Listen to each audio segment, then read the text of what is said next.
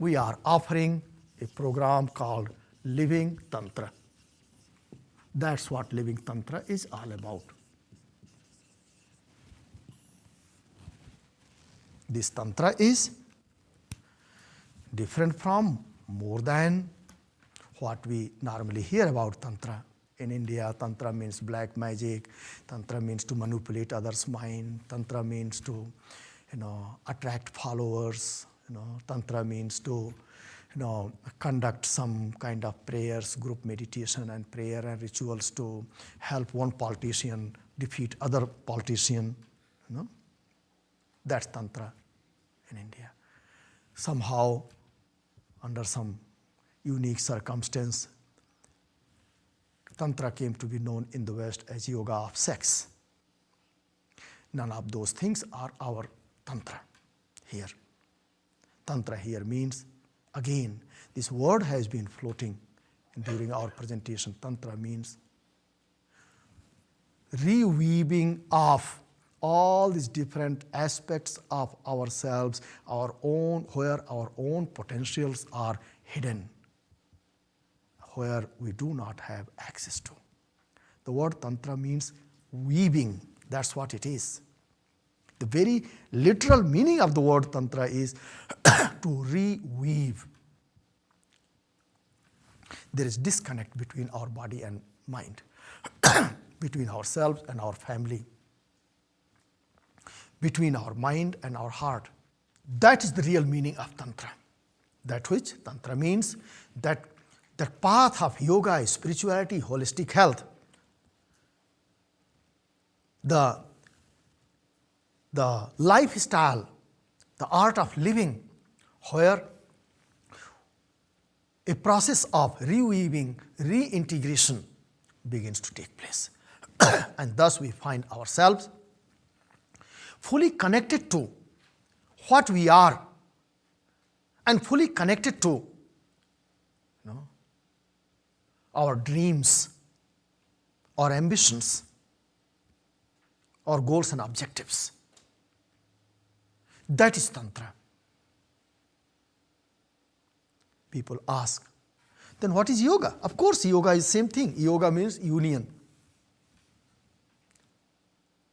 But what is the difference between so-called standard yoga, classical yoga, popular yoga, and Tantra?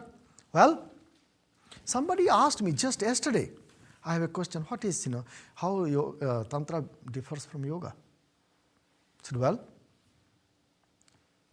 do you do headstand? If you stand on your head, it's called yoga.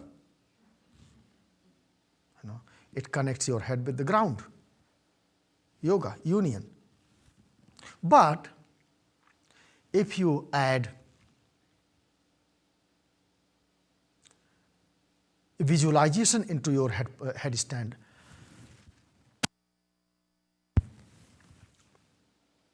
or you added some Ayurvedic formulas to accelerate your own internal, let's say, rejuvenation process,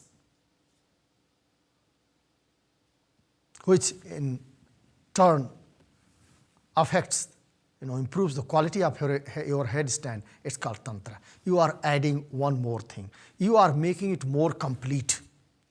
That's what Tantra is all about. It is in this context you will begin to see that here is where Ayurveda fits in. Here is where nature's bounty fits in. Here is how I can, connect myself to the bigger world, and how we can derive much more deeper level of nourishment, much more deeper level of enlightenment from the world outside us. Here is how we can, by practicing either Tantra, the meditative techniques of Tantra, or much more ritualistic techniques of Tantra, here is how I can bring out that what is inside me, and I can share with others, or I can share with the much bigger world out there. That's what Tantra. It goes on and on. It's much, very several layers. So this is what I will say. Buy your share here in this process, you will come to know that here is why, if you contributed to a farmer, a village person,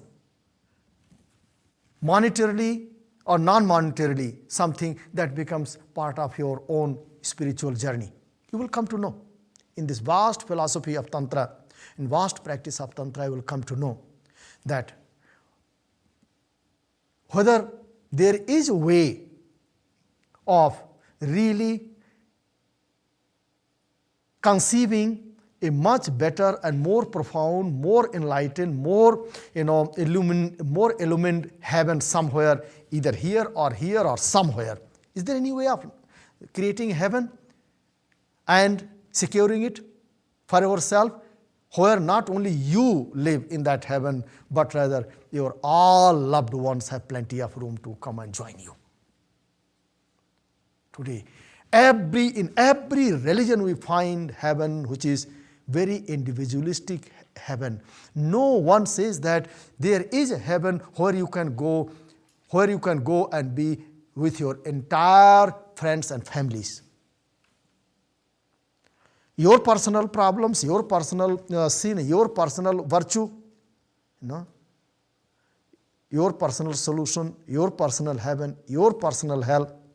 That's what we are used to. But is there any heaven?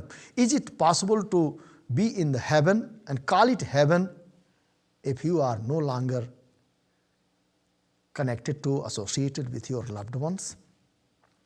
And if you do not have ability and capacity to transform the hateful ones into loved ones? Isn't that your hell is very weak and feeble?